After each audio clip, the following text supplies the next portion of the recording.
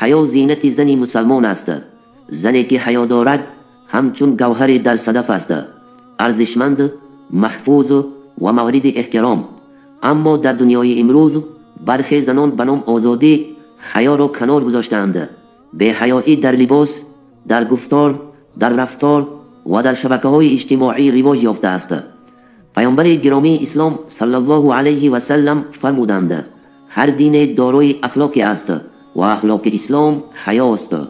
زنی که حیا ندارد نه تنها خود را بلکه جامعه را نیز به فساد میکشاند.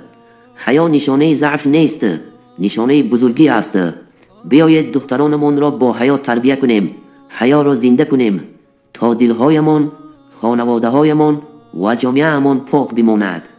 چرا ما بر گناه اصرار داریم؟ نمیدانم چرا. استغفرالله، خدایا راهنمایی کن تو ما را. چه ها کردیم چه ها، استغفرالله، چه ها کردیم چه ها، استغفرالله. شدیم آغشته با فرهنگ غربی و سنت را رقا.